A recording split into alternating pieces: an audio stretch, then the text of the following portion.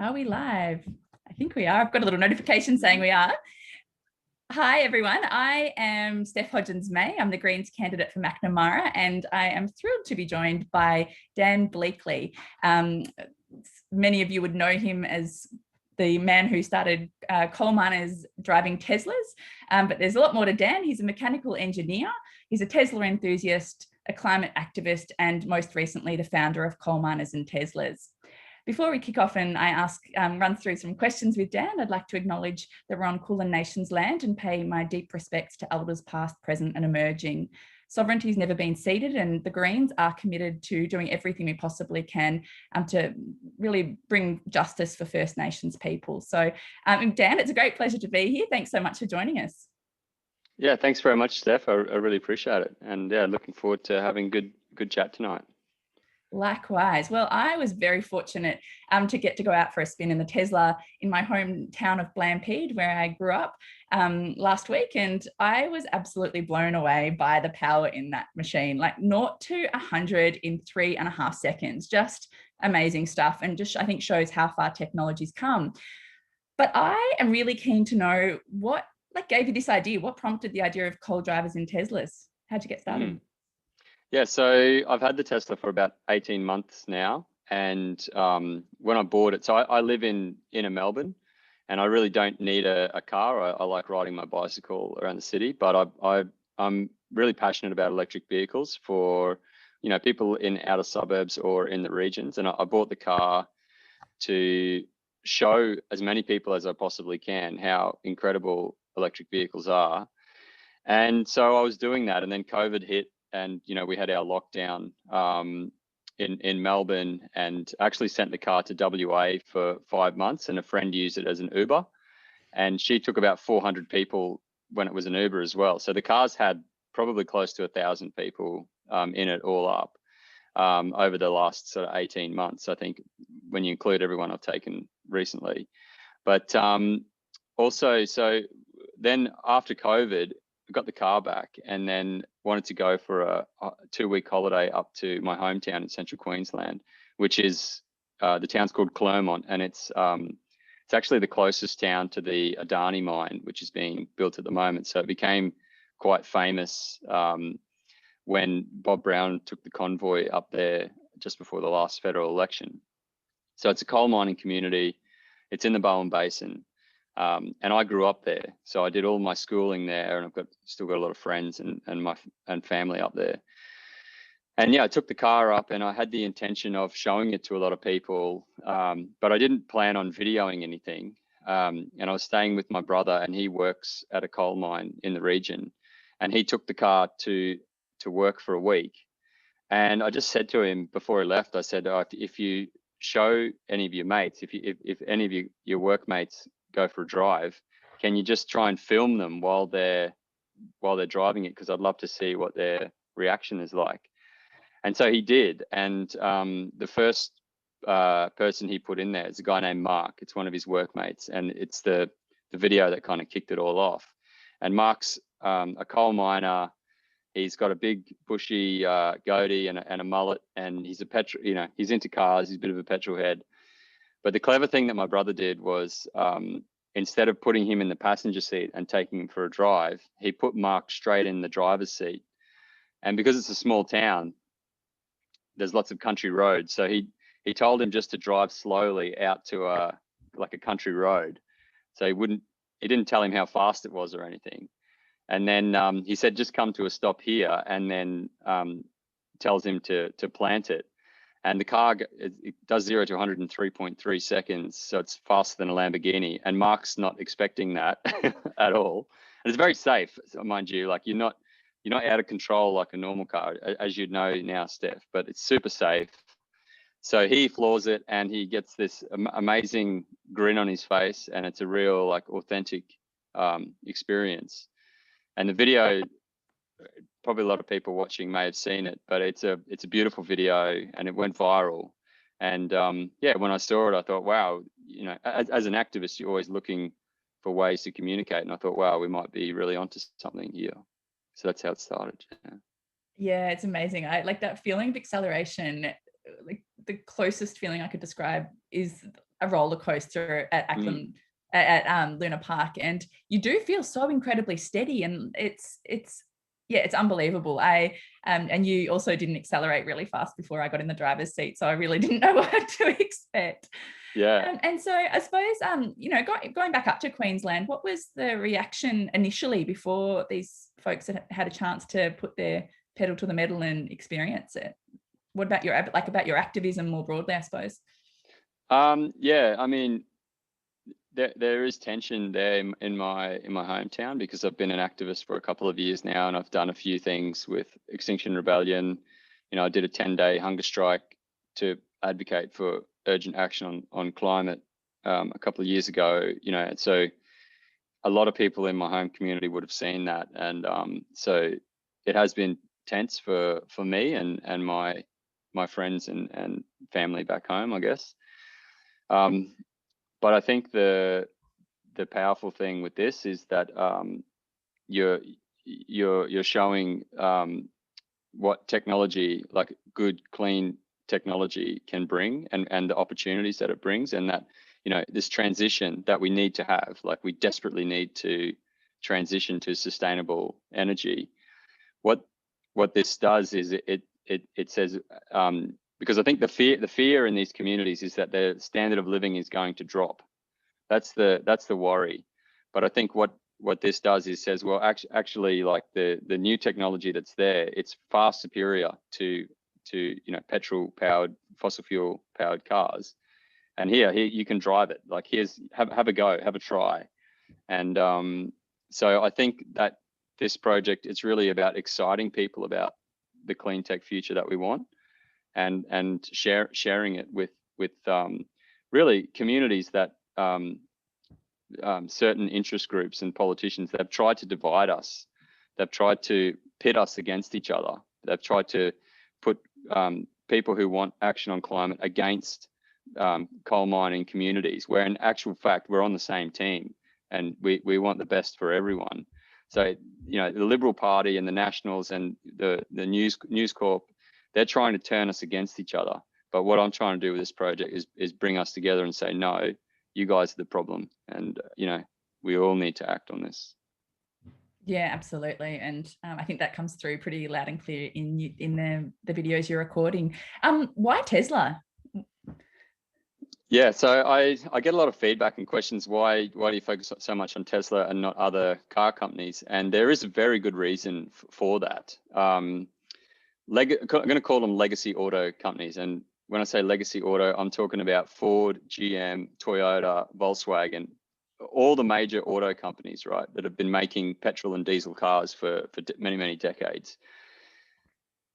They have completely failed to start mass producing electric vehicles. And this is such an interesting story, right?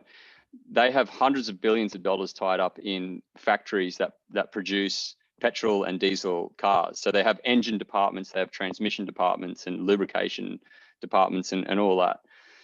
And they make a lot of money off their existing products, and they don't make much margin off electric vehicles because they're not set up to mass produce those cars. So what these car companies do, rather than investing heavily in developing new production for electric vehicles, their shareholders want instant profit. So they'll invest their money into marketing and advertising and just basically flog off their current polluting vehicles. And what they'll do, they'll actually, if you look at BMW, they've got this electric vehicle called the i3. And I don't want to offend anyone out there who likes the i3, but it's objectively ugly, and it's made, like BMW made beautiful cars, but they've made their electric car quite ugly, to be honest. It's not, it's not a regular BMW style, and they do that on purpose because they don't want people to buy them. So environmentalists say, BMW, you guys should be making an electric car, and then they say, well, we've got one, but nobody buys it, and they put it at the back of the showroom. They don't want to sell it because they don't make much margin. They'd rather sell their higher margin polluting vehicles.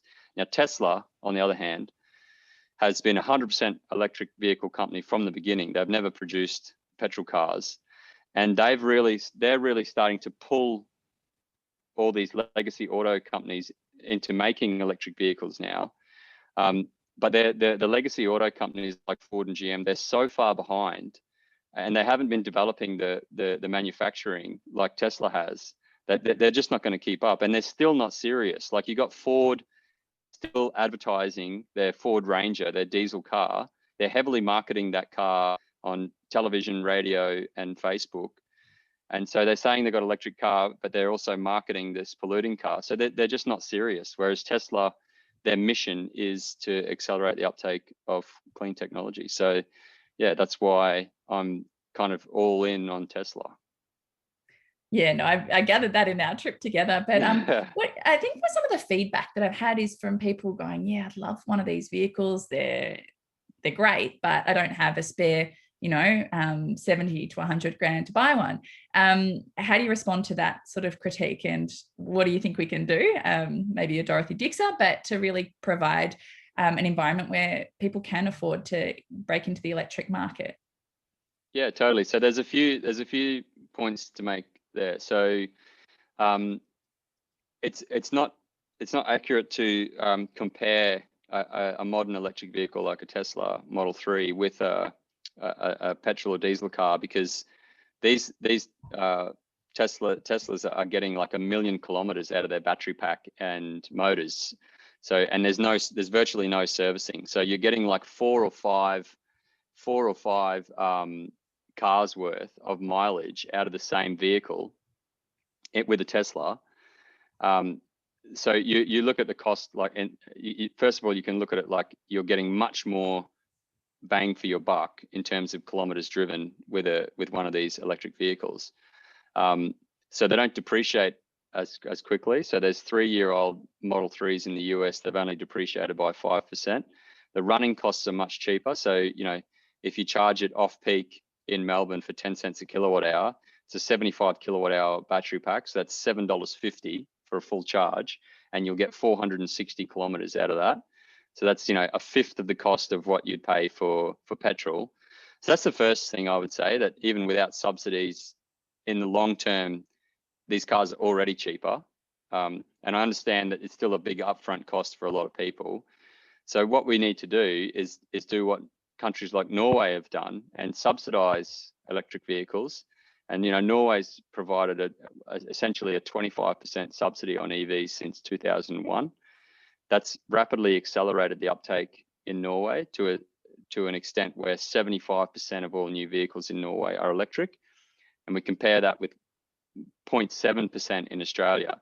So the uptake in Norway is 100 times faster than what we've got here. We're at the opposite end of the spectrum. And as a result, in Norway, in Oslo, the air is 30% cleaner than what it was just 10 years ago. So that's the second thing, is that we need to subsidize and incentivize electric vehicles. And the third thing is that I would say that the cost curve in production is also coming down quite rapidly. And it's anticipated that Tesla will announce their Model 2, which will be like a hatchback size in the coming years, maybe 1 or 2 years. And they're estimating the price tag for that will be around 25,000 US. So you're getting, under $40,000, and then with some incentives, and then the fact that it'll do, 1 million kilometers, it's then, you're pretty much, it's a no-brainer. Yeah. Yeah. Wow. It's a great way of looking at it. And I suppose, like, not only here in Australia, are we not seeing politicians and decision makers provide incentives? It's quite the opposite, and they're taxing EV drivers, which just feels like a completely backward step. And I know I've heard about risks of our market being completely flooded with cars from Europe, like diesel and petrol vehicles from Europe, that they don't want anymore, that they recognize that the particulate matter has such a poor impact on their health, and not to mention climate change and environment, that we're going to be a dumping ground. So yeah, that's right. And what this means, the fact, that's absolutely right. We are now a dumping ground because we don't have the incentives to attract these electric vehicles to Australia.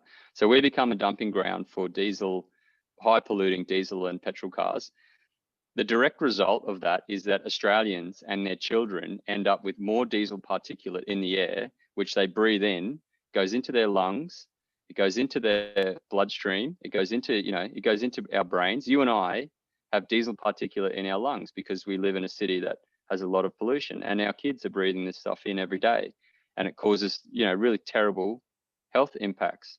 So this policy, the Liberal Party and National Party, they may see it as, not that important. It is so important, this policy, to rapidly accelerate EVs, because everybody's health will improve when we get more EVs into our cities.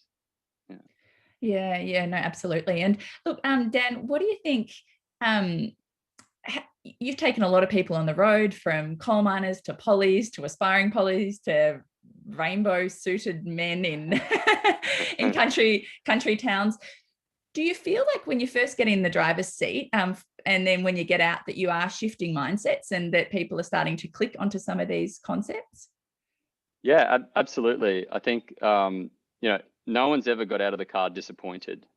Everyone that gets into the car, even if they've seen the videos and they've seen the expression, they still haven't felt it for themselves. And I know you probably experienced this as well. When I was driving and you were in the passenger seat, you're like, wow, this is cool.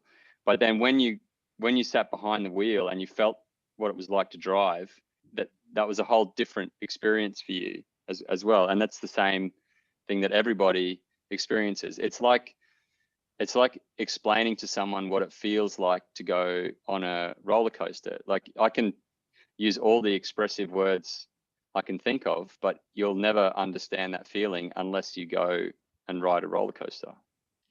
Yeah, exactly. And look, I grew up in the country, and we were so dependent on vehicles. And I've had a couple of comments from people saying, oh, Green's promoting cars. What about public transport? What about active transport? And from my point of view, like that, I want to promote those as much as I possibly can. And I would love to have connected train networks right through regional Victoria and connecting to the cities, and fast, high-speed rail, better active and public transport, like right across the country. But the reality is, at the moment, there are a lot of really isolated towns and places, and EVs seem to be the solution to that. Do you cop a bit of flack for that as well, Dan? Yeah, a little bit. I'm a massive bicycle advocate. I used to live in Amsterdam, and I used to ride my bike to work every day and absolutely love it. And 70% of people who live in Amsterdam and places like Copenhagen ride bicycles. And the cities are amazing because there's no traffic. The streets are really safe. The air is clean, and you get to see each other's faces. You get to see other people's faces in your communities instead of just being in cars. So I definitely want to see less cars in our cities. I want to see more bicycle infrastructure to encourage people for active transport. I want to see electrified public transport, especially getting our buses, electrifying our buses. In huge amounts of diesel particulate come out of the back of our buses in Melbourne and other cities. Why can't we make them electric? China has 500,000 electric buses on the road now. Why can't we build our own electric buses here? But then, you look in regional towns, and you and I both grew up in regional towns. Country people need cars, that's it. And electric vehicles are a perfect solution for that. Yeah, and from what you were telling me, that Tesla's actually working more and more on finding ways to recycle and reuse the components that are used in their Teslas. That's been another criticism or comment that people have made around the actual mining that needs to happen to build these vehicles. But do you have any more information about what they're doing? Absolutely. And this is another reason why I'm so passionate about Tesla and their mission, is that what they're working towards is, they call it non-extractive mining. So it's extracting materials from existing products or products that have been used, and now you can extract minerals from them. So the new Tesla battery packs, which were announced last year in September, that if your viewers would like to check, there's a YouTube. If you search for Tesla battery info day, they'll explain the new battery packs in detail, what they've achieved in their pilot plant. The battery packs are 50% cheaper, but they're also fully recyclable. They're virtually 100% recyclable. And the new battery packs will do 1.6 million kilometers. They'll do 1 million miles, right? So basically, you're getting 1.6 million kilometers out of the same battery pack then Tesla has the capacity to take it back, break it down, fully recycle it, build it into another battery pack and put it into a new car. And even the foam in the seats of Teslas is fully recyclable. They've taken out a patent. They've become the first car company to develop foam in the seats, which can be taken out, extracted, and then used for new seats. So Tesla ultimately want to be able to continue to make these cars from existing products without extracting more stuff from the land. Now, initially, we're going to need to use lithium and nickel and other minerals, but that's the direction that they're going in, and it really is a revolutionary business model because no other car companies are even coming close to that. Yeah, wow. And I just want to say, if there are any attendees who want to ask a question, please feel free to pop it in the box. I see one person's commented that they've looked up the i3 and it is indeed ugly. So yeah, that has been verified. And Dan, so tell me, out of the people that you've had in the vehicle, are there any like sort of stories that stand out that you're keen to share with us? Yeah, there's a few. Like the original ones with some of the people I grew up with were fantastic, and the ones that my brother took, I wasn't there for some of them, but there's one guy, Gucci, who had the fastest car in town, while we were growing up. He had a big V8 high performance car, and everybody knew that he had the fastest car in town, and he's super proud of it and had kind of built it or rebuilt it. And so I was really keen to see what he thought of it. And my brother Tim took him for a drive, and he just absolutely loved it. Just loved the acceleration. And I think he's episode 6 or something like that. But you can see how much he's enjoying it. So that was definitely a favorite. And I think another one was Sarah Hanson-Young. So I had the pleasure of taking Sarah Hanson-Young for a drive when I was in Canberra.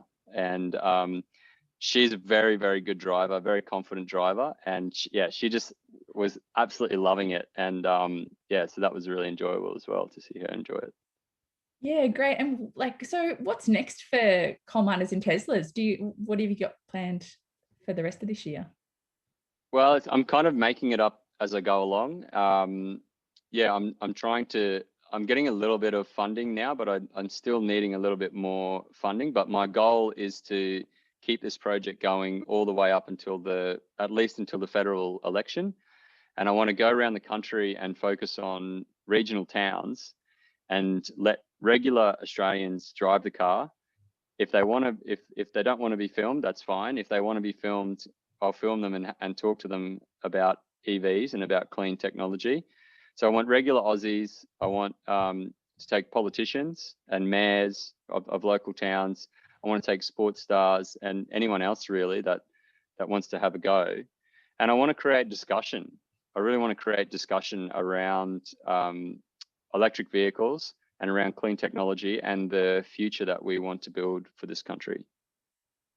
Yeah, sounds like an awesome mission. And so I have seen one question come through, but first I will just say I'm pretty sure Tesla is not funding any aspect of your work, and that's something that you really like about them is that they don't put money into marketing. So, Dan, if people jump onto your Twitter, is it what's your name on Twitter in case they want to get behind you and maybe put some money through Patreon to help get you around the country, getting people out in vehicles, and maybe I don't know if they want to nominate people, where should they head to?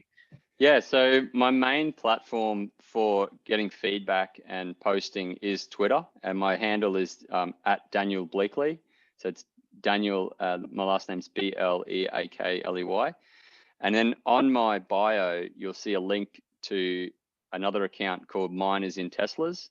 And that's another Twitter account where I basically put all the episodes together there.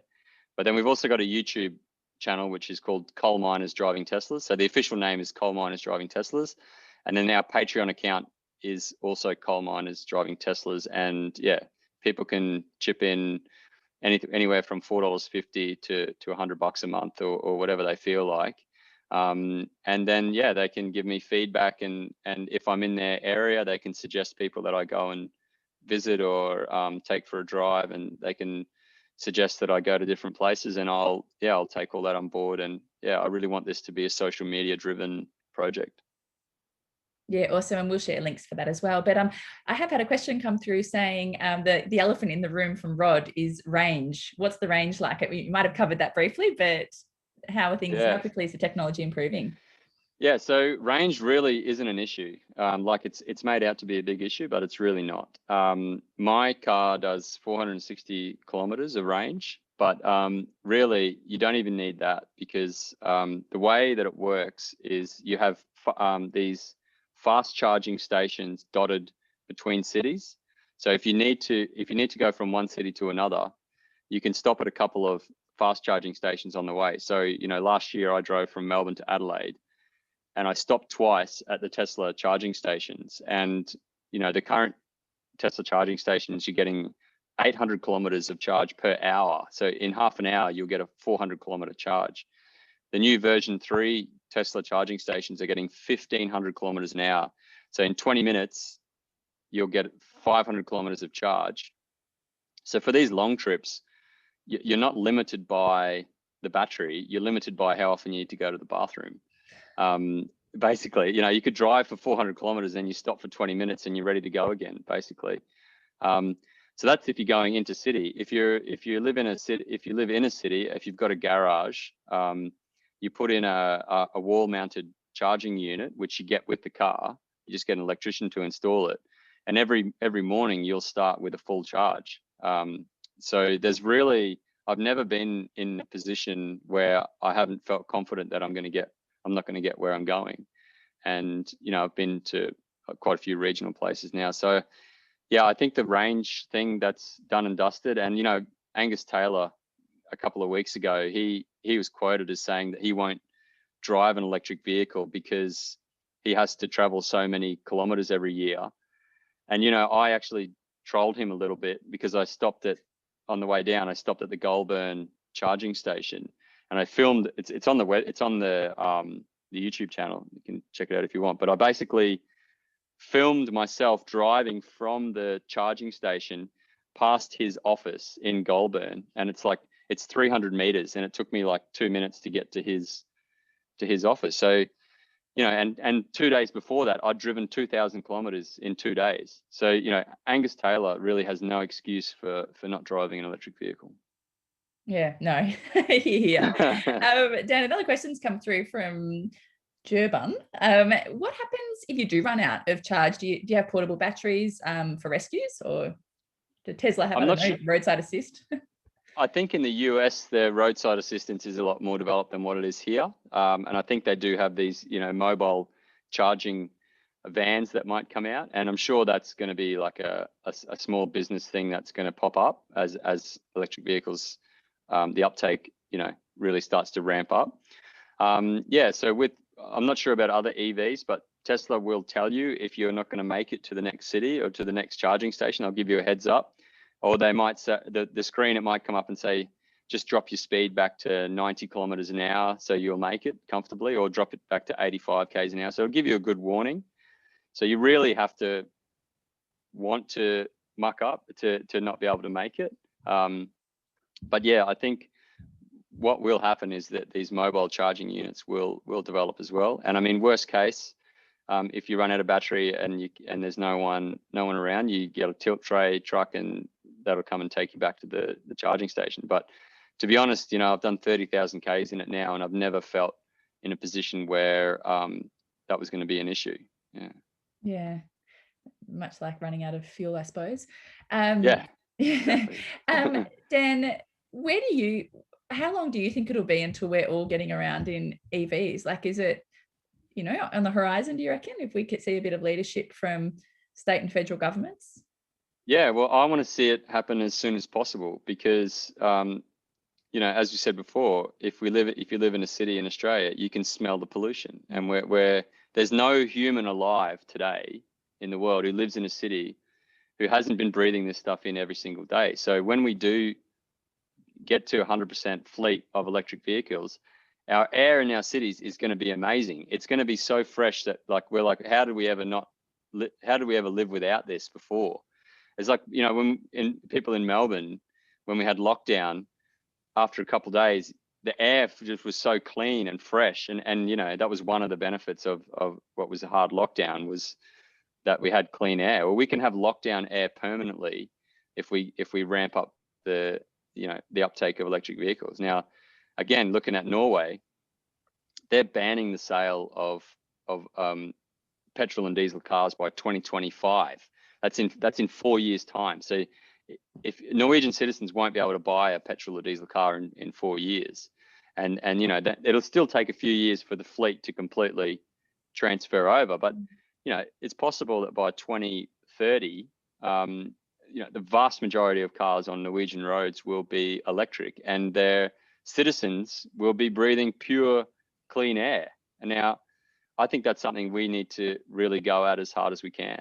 So I think we should be incentivizing EVs as much as we can, and also trying to drive the culture for people to make the switch as quick as they can as well. Yeah, absolutely. And I know from the Greens point of view, we've been arguing for incentives, for tax concessions, and to really make it a more affordable prospect for people to get into the EV market, and work towards driving down emissions. But you're right, when you're in a Tesla, you can't hear much noise, but and maybe your sensors pick up a bit more, but you do notice the black smoke coming out of the vehicles around you. And I can only imagine what it's like for you, like doing hundreds or thousands of miles and kilometers around the country. That must just start to grate on you more and more. Yeah. And it's really like, it's been since I've owned the car, I've become more cognizant of it. I see it a lot more, and I smell it a lot more than what I used to. And like, I got to say, like, there's been a few moments where the camera's off and I've seen like a truck in front of me with black smoke bellowing out of it, and I lose it. I start swearing and getting angry in the car, because I can't believe that, like, we still have these vehicles on the road, and they're just pumping out this stuff into the air that we breathe and that our children breathe. So yeah, I do get angry, once you're in an EV, you'll start to notice it. You start to smell it more. You'll start to see it more. Fortunately, Tesla also has the best filtration system out of any car. It has a P2.5 filter. So the filters take out all of the pollution. So in the cabin, the air is super clean. Whereas other cars, if you're in traffic, your air conditioner is just sucking in the diesel particulate from the car in front of you, and it's going straight into your cabin. So, we've got to prioritize this, and we need to ramp up the uptake as fast as we can, I think. Yeah, absolutely. And it sounds like you're getting as many politicians in your car as you possibly can, which is awesome. Dan, if you could, I'm going to make this possibly our last question, unless any more come through on the chat, but if there could be anyone you took for a spin in the Tesla, alive or dead, anywhere in the world, who would it be? It depends. Like, if we're talking about strategy, if we're talking about trying to reach a broad audience to try to change the conversation, I would love to take Pauline Hanson for a drive in Tesla.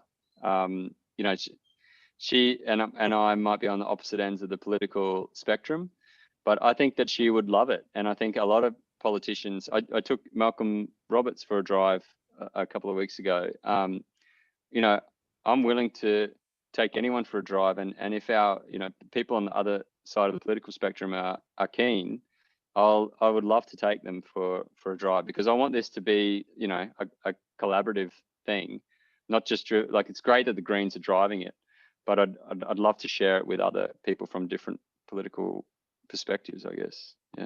Yeah, definitely. We need more cross-party support for these sorts of things. And I think people get that the technology's here, and it's going to outpace the politicians. If they don't act, they're going to look pretty sluggish, especially when we see these cyber utes and amazing equipment in the US. There's going to be a lot of envy, I imagine. But that was a very good climate activist answer. But now I'm curious, climate hat off. You can take anyone. I haven't anyone. Okay, I haven't thought too deeply about this. I came pretty close to getting Russell Crowe a couple of weeks ago, because I was in his area, because he lives in Coffs Harbour, I think, north of Sydney.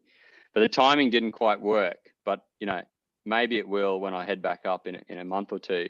But I'd love to get Russell Crowe in the car, let him have a drive, and I guess other celebrities, and try to use their platform to help increase the conversation again further. Not Tom Morello. Actually, Tom Morello would be amazing. Yeah, because we started doing started doing this thing called the rock pump up at the start of the episodes, where basically I asked the guest for their favorite rock pump up song to crank it up, because the stereo in the car is amazing as well. Yes. And basically you can choose any song you want as long as it's Rage Against the Machine, Killing in the Name of. That's the only criteria. It can be any song as long as it's that one. And it's just a good way to get people pumped up before they go for the drive. And I encourage anyone watching to go and watch Steph's episode, because she did some pretty good head banging at the start as well. Next time I'm in, Dan, it's going to be perfected. Nice. Lay down the challenge. Yes. Oh, thank you so much, Dan, for joining us for a chat tonight. I will just remind people, jump on Dan's Twitter. We'll share the details. But if you can afford to throw a few dollars behind him to keep moving around the country, keep getting pollies and influential people in the driver's seat, or just everyday people who would benefit from understanding how advanced the EV technology is, and just how comfortable a Tesla is, and we can all start to dream and hope that we see some leadership from state and federal government that provides incentives and makes it easier for people to get behind the wheels of electric vehicles and breathe cleaner air. So it's been a pleasure chatting to you, and keep us posted of your adventures, and look forward to getting back in the seat when you're back in Victoria. Yeah, fantastic. Thanks very much, Steph. And I want to also thank you for helping to promote electric vehicles and just, greens issues in general. Like I feel like there is a real grassroots community thing happening now, and where there is an election coming pretty soon. And I know that your seat in Macnamara is going to be a real focal point. It could be a really amazing opportunity for the Greens to pick up another seat and potentially hold balance of power in the next parliament. So yeah, I'm encouraging everyone to get on board as well. No pressure, but hopefully we're going to get a lot more volunteers for this campaign, and maybe we'll shake things up in Canberra at the next election. So yeah, all the best with the campaign. Thanks, Dan. Well. I really bloody hope so. I feel like the momentum's I haven't felt this much enthusiasm from usually non-political people saying they want to get involved in the previous campaign. So I feel like there's a green swell happening, and climate change is going to be number one on the table when we are in balance of power and getting to negotiate outcomes. And EV definitely comes under there. So thanks again. Thanks to those who tuned in and to watch tonight. Feel free to chuck any outstanding questions on the Insta Live feed, or send them through to Dan or myself. And have a lovely evening. Cheers, Dan. Bye. Thanks, Steph. Bye.